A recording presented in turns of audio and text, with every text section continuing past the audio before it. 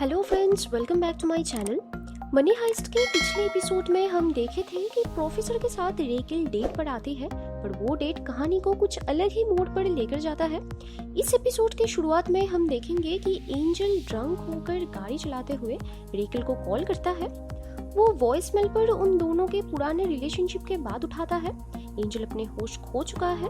वो रेकेल से थोड़ा रूडली पेश आता है। तभी फ्लोरेंसिक डिपार्टमेंट से एक औरत उसे कॉल करके बताती है कि एंजल के दिए हुए उस फोन के फिंगरप्रिंट से कार के फिंगरप्रिंट्स मैच हो चुका है। मतलब अब एंजल को पता है कि पुलिस को मिली हुई उस कार में साल्वा यानी हमारे प्रोफेसर थे।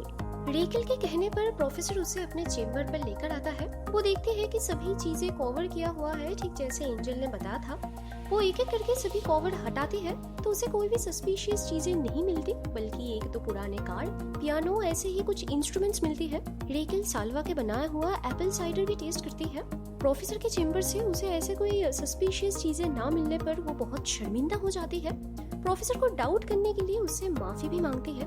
दोनों एक दूसरे के साथ फिर से हंस के बातें करने लगते हैं, एक दूसरे को किस करते हैं एंड दे मेक लव। उधर मोनिका डेनवर से पूछती है कि तुम हमेशा से तो एक गैंगस्टर नहीं थे, इससे पहले तुम क्या करते थे? तो डेनवर बताता है कि वो एक सिक्योरिटी गार्ड था और एक डांसर भी था।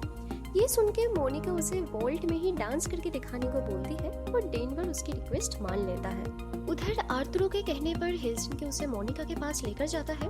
उसी टाइम मौके का फायदा उठा के पब्लो और हसीतो सभी होस्टेजेस के हाथ खोल देते हैं। उन्हें टूल्स भी प्रोवाइड करते हैं ताकि वो लोग आर्थुरो के प्लान मान के मीट से बाहर जा पाए। उधर एंजल फिंगरप्रिंट्स मैच होने की बात सुनकर बहुत एक्साइटेड हो जाता है। रेकेल के मॉम के फोन पर भी वॉइसमेल करके साल्वा के बारे में सब कुछ सच बता देता है। तभी एंजल के फोन की बैटरी लो हो जाता है। वो रेकेल, साल्वा और इस क्राइम से परेशान हो चुका था। ऊपर से वो पूरी तरह ड्रंक भी था। वो अपना कंट्रोल खो देता है और उसी रात उसका कार एक्सीडेंट हो जाता है। प्रोफेसर को रंगे हाथ पकड़ने का एक ही सबूत है एंजल और उसके वॉइसमेल्स। उधर रेकेल प्रोफेसर के साथ बहुत अच्छे टाइम स्पेंड करती है। प्रोफेसर उसे पियानो बजा के भी सुनाते हैं। आर्थुरो मोनिका के साथ मिलने आता है तो उसे मोनिका एंड डेनवर के रिलेशनशिप के बारे में पता चल जाता है। मोनिका एक गैंगस्टर के साथ रिलेशनशिप में है, ये बात वो बर्दाश्त नहीं कर पाता। मीट के अंदर ओस्लो होस्टेजेस के लिए खाना लेकर आता है। हसी तो उसके सर पे हेवी टूल से वार करता है तो वो फ्लोर पर गिर जाता है। प्रोफेसर के सीसीटीवी कैमरा पे ये सब कुछ कैप्चर होती है, पर वो तो कहीं और बिजी है। आर्थुरो के कहने पर हेल्सिंकी मोनिका को वॉल्ट से बाहर लेकर जाता है। डेनवर और आर्थुरो मोनिका को लेकर एक दूसरे के साथ लड़ने लगते हैं। आर्थुरो डेनवर के पीठ पर सीजर से वार करता है, पर उसे कुछ नहीं होता, बल्कि वो उस पर और भी गुस्सा हो जाता है। डेनवर आर्थुरो को मारने ही वाला था, तभी आर्थुरो डेनवर से बचने के लिए उसे बताता है कि 16 होस्टेजेस मीन से बाहर जाने की तैयारी कर रहे हैं और मैं यही बताने के लिए यहाँ पर आया था। डेनवर को पता नहीं है कि ये प्लान और किसी का नहीं, आर्थुरो का ही था। ये सुनकर डेनवर भागकर बर्लिन एंड बाकी होस्टेजेस को बताता है। प्रोफेसर को भी कॉल करने की कोशिश करते हैं वो लोग, पर वो तो वहाँ पर नहीं होते। रेकेल के जाने के बाद प्रोफेसर अपने चेम्बर पर आते हैं। सीसीटीवी कैमरा से उसे होस्टेजेस के एस्केप प्लान के बारे में पता चल जाता है। वो लोग मीट के गेट पर लगे हुए एक्सप्लोसिव से मीट का दरवाजा तोड़कर बाहर आ जाते हैं। ब्लास्टिंग का आवाज सुनकर पुलिस अपने पूरे सिक्योरिटी टीम को वहां पर लगा देते हैं। वो लोग होस्टेजेस को सही सलामत बाहर लेके आते हैं। उधर लोग एम्बुलेंस लाकर एंजल को हॉस्पिटलाइज करवाते हैं। एक्सीडेंट की वजह से उसका कंडीशन बहुत खराब हो चुका है। वो कोमा में एडमिट होता है। कैफे में रेकेल ब्रेकिंग न्यूज पर होस्टेजेस के एस्केप प्लान के बारे में सुनती है। उसे एंजल के एक्सीडेंट के बारे में भी पता चलता है। ये सुनकर वो बहुत शॉक हो जाती है। वो परेशान होकर एंजल के पास पहुंचती है।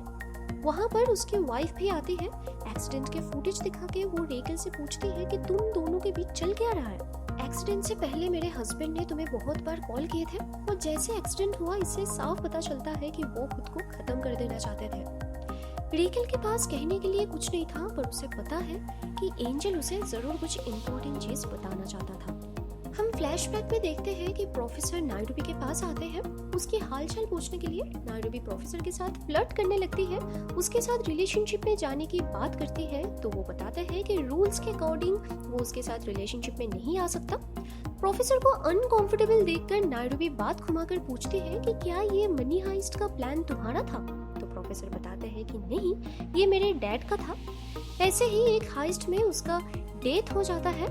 वो ये भी बताता है कि मैं अपने डैड के प्लान को आगे बढ़ा रहा हूँ, कैसे हम किसी के मनी ना चुरा के, किसी को हर्ट ना करके पैसा बना सकते हैं मशीन्स के मदद से। प्रेजेंट सीन में आते हैं, गैंगस्टर्स मिंट के अंदर से पुलिस से फाइट कर रहे हैं। इसी कम्बैट में हेलसिंकी बुरी तरह इंजर्ड हो जाता है। नायरोबी उसे बचाने के लिए उसके पास आती है। तभी टोक्यो ऐसे छोटे मोटे गन्स छोड़कर एक माउंटेड मशीन गन लेकर आती है और पुलिस पर चलाने लगती है। पुलिस ये देखकर फॉल बैक करते हैं और तभी गैंगस्टर्स मिंट के दरवाजा पूरी तरह सील कर देते हैं। पुलिस मिंट के अंदर नहीं आ पाते। गैंगस्टर्स इस बार के लिए तो बच जाते हैं, पर वो लोग 16 होस्टेजेस को अपने हाथ से खो देते हैं। हेलसिंकी बॉयलर रूम पर आकर देखता है कि ओस्लो फ्लोर पर पड़ा हुआ है, उसके सर से खून निकल रहा है। गैंगस्टर्स में से ओस्लो उसके सबसे क्लोज फ्रेंड था। वो उसे चुपचाप देखता रहता है और खत्म हो जाता है हमारा ये एपिसोड। क्या एंजल कोमा से बचकर साल्वा का सच बता पाएगा या रिकिल के सामने प्रोफेसर साल्वा बनके ही रह जाएगा? आर्थुरो का नेक्स्ट स्टेप क्या होगा? ये सब जानने के लिए आप नेटफ्लिक्स में फुल एपिसोड देख सकते हो या फिर मेरे वीडियो का वेट कर लो, मैं जल्दी ही अपलोड करने वाली हूँ। और अगर आपको ये वीडियो अच्छा लगा तो प्लीज लाइक एंड सब्सक्राइब कर दो। मिलते हैं नेक्स्ट एपिसोड में, तब तक के लिए स्टे सेफ, बाय बाय।